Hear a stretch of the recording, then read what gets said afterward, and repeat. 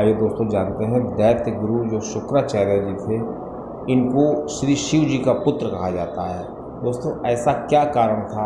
ऐसी रोचक जानकारी के लिए आप मेजर टिप्स सिग्नम चैनल सब्सक्राइब कर सकते हैं, वीडियो को शेयर कर सकते हैं। दोस्तों पहले शुक्राचार्य जी के बारे में थोड़ा जान लेते हैं। दोस्तों श्री शुक्राचार्य जी जो हैं वो उसी तरह एक ग्रह के मालिक हैं जैसे कि बृहस्पति देव बृहस्पति गुरु के मालिक हैं। दोस्तों जैसे कि सप्ताह के 7 दिन होते हैं, 7 दिन में जो बृहस्पति का दिन है वो बृहस्पति देव को समर्पित है, तो शुक्र का दिन श्री शुक्राचार्य जी को समर्पित है।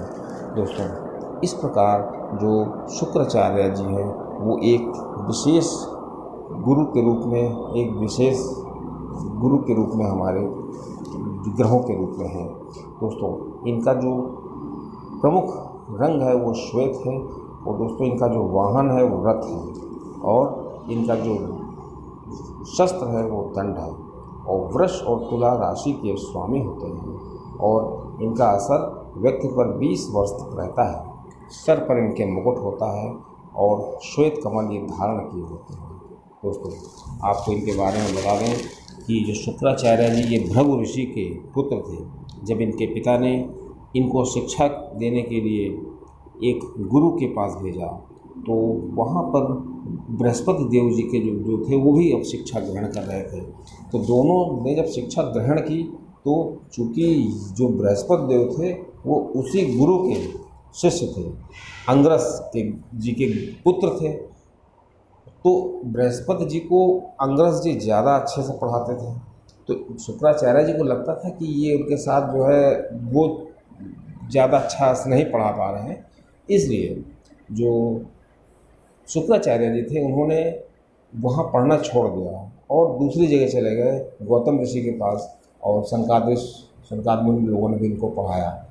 लेकिन दोस्तों जो बृहस्पति जी थे, जब उनकी शिक्षा पूरी हुई तो देवताओं ने उनको अपना गुरु मान लिया। ये चीज़ शुक्राचार्य जी को नहीं अच्छी लगी। शुक्राचार्य जी अपने आप को बहुत ज्ञानी समझते थे, वो थे भी ज्ञानी, इसलिए उन्होंने सोचा कि हमको किसी ने गुरु नहीं माना तो क्या हुआ, हम दैत्यों के गुरु बन जाते हैं, और वो दैत्यों के गुरु बन गए। इस प्रकार दैत्य जो थे वो आज बहुत ही अत्याचार करने लगे, क्योंकि श्री शुक्राचार्य जी मृत्यु संजीवनी विद्या जानते थे।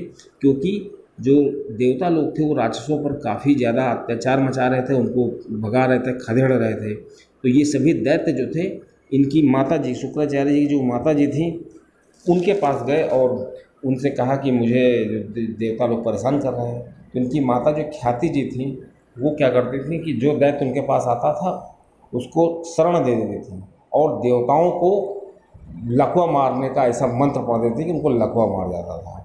इस प्रकार दोस्तों जो शुक्राचार्य जी थे वो काफ़ी ज़्यादा जो मतलब तपस्या करने लगे।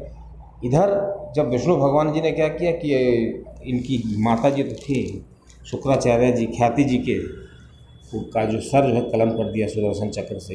ये चीज़ जब शुक्राचार्य जी को पता चली तो उन्होंने श्री शिव जी की बहुत घोर तपस्या की।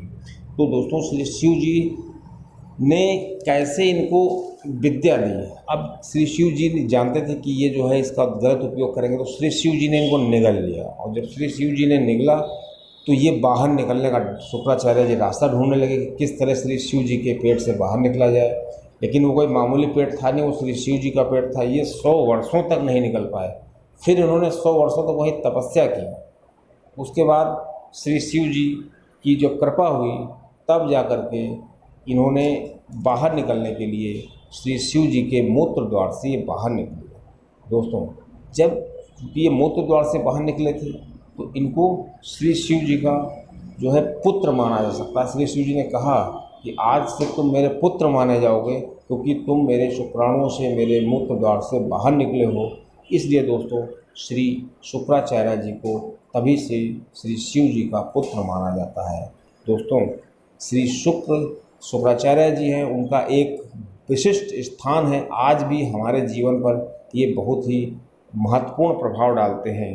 किसी व्यक्ति की शादी ब्याह, किसी व्यक्ति के साथ जो सुख सुविधाएं होती हैं, ऐश आराम होते हैं, ये सब उसके शुक्र ग्रह पर निर्भर करते हैं।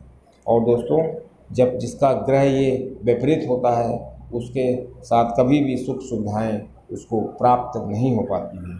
दोस्तों, इसी में एक और ही रोचक कथा थी कि किस प्रकार इन्होंने शुक्राचार्य जी का जो वध किया था। अब दोस्तों, श्री शुक्राचार्य जी थे, इनके पास बृहस्पति जी जो थे इनके मित्र एक तरीके से थे। उनका पुत्र जो है इनसे सीखने आया विद्या कि हमको मृत संजीवनी विद्या सीखनी है, पूरी विद्याएं सीखनी है। तो जो और दैत्य लोग थे उनको बुरा लगा कि ये जो है यहाँ पे खाली ये विद्या सीखने आए, उसके बाद चले जाएंगे। तो दैत्यों ने क्या किया कि सोचा कि उनको जलन लगी इनसे। इधर क्या था कि शुक्राचार्य जी की जो पुत्री थी देवानी, वो इन बृहस्पति जी के जो पुत्र थे उन पर मरती थी। जब ये चीज़ दैत्यों को पता चली, जो और शिक्षक थे और जो शिष्य थे, तो उन्होंने सब ने मिल करके इनको मार दिया, शुक्राचार्य जी को। शुक्राचार्य जी के जो ये बृहस्पति जी के जो पुत्र थे उनको मार दिया। उसके बाद जब इनकी पुत्री शुक्राचार्य जी की रोने लगी, तो शुक्राचार्य जी समझ गए कि ये बृहस्पति देव जी के पुत्र से प्रेम करती हैं। तो पुत्री मोह में आकर के इन्होंने उसको बृहस्पति देव के पुत्र को जीवित कर दिया। तो उसको कहा जाता है कि इनको 2-3 बार मारा दैत्यों ने, और 2-3 बार भी इन्होंने जो शुक्राचार्य जी ने उसको जीवित कर दिया मृत संजीवनी विद्या से। आखिर में उन्होंने दैत्यों ने इनको मार करके जला दिए। जलाने के बाद जो राख होती है वो पिला दिया शुक्राचार्य जी को। उसके बाद फिर ये जीवित हुए थे।